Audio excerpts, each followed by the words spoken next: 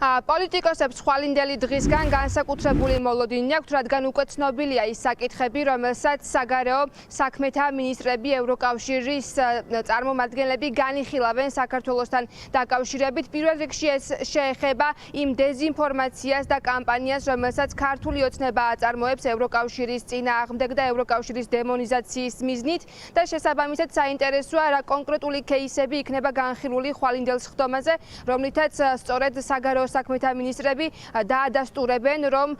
ქართული ოცნების ლიდერები აწარმოებენ შავ კამპანიას ევროკავშირის წინააღმდეგ. მეორე საკითხი, რაც ასევე მნიშვნელოვანია, ეს შეეხება სანქციებს ადამიანის უფლებების დარღვევის გამო, თუ კონკრეტულად რომელ პირებს განიხილავენ, რომ დაასანქცირონ და მესამე საკითხი ეს არის უკვე ვიზა ლიბერალიზაციის შეჩერების საკითხი, თუ რა გადაწყვეტილება იქნება მიღებული. პოლიტიკოსები მიიჩნევენ, რომ ახლა განსაკუთრებულად მნიშვნელოვანია რა ნაბიჯებს გადადგავს ევროკავშირი იმისთვის, რომ საქართველოში მხარი დაუჭირონ ქართველი ხალხის მისწრაფებებს და ევროკავშირში ევროპელი პოლიტიკოსები კარგად ხედავენ, თუ რა მიზანი აქვს ქართველი ხალხის ბრძოლას, მათ სურვილებს ითვალისწინებენ და ახლა საინტერესოა თუ როგორ დაუდგებიან სწორედ ქართველ ხალხს გვერდით. ყოველ შემთხვევაში ის, რომ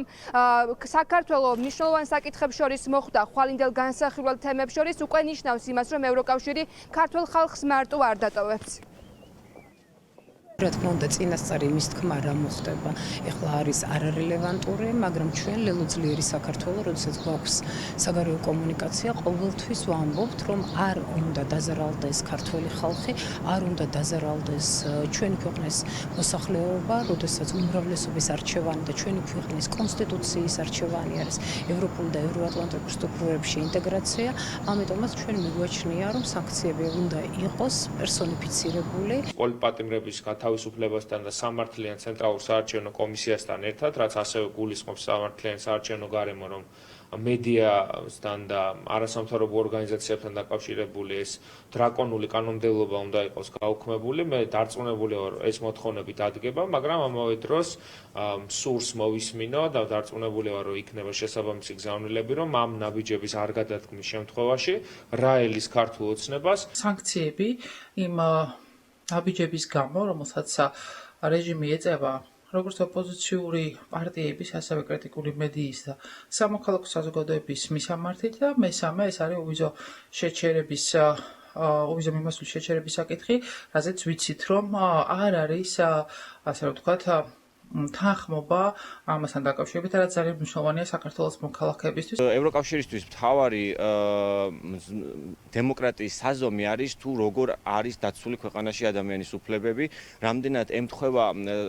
კონკრეტული ქვეყნის საგარეო პოლიტიკა, ევროკავშირის საგარეო პოლიტიკის ინდექსს. ამ ორივე შემთხვევაში საქართველოს აქვს სერიოზული პრობლემები. გაგრძელდება ურთიერთობები საქართველოსთან დამოკიდებულია იმაზე, რამდენად გადადგავს ქართული ოცნება დემოკრატიულ ნაბიჯებს და დაუბრუნდება დემოკრატიულ გზას, დანიშნავს ახალ არჩევნებს და გაათავისუფლებს პოლიტიკურ პატიმრებს. ეს არის მთავარი საზომი, რაც დღეს შეუძლია ქართულ ოცნებას გააკეთოს, თუმცა არ აკეთებს, ვინაიდან მას არჩეული აქვს რუსული გზა და ცდილობს ამ გზას ბოლომდე გაყვეს. საგარეო საქმეთა საბჭოზე, რომელსაც ევროკავშირის უმაღლესი წარმომადგენელი კაია კალასი გაუძღვება,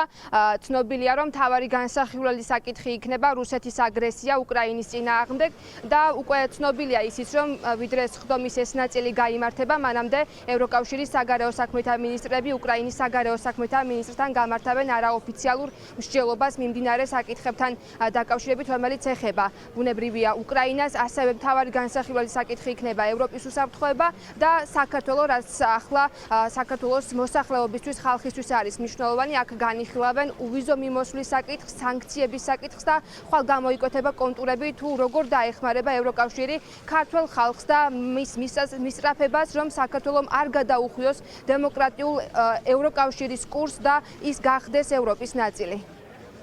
ევროკავშირში ხვალ საქართველოზე იმსჯელებენ თემაზე ნინო ელიკაშვილი საუბრობდა.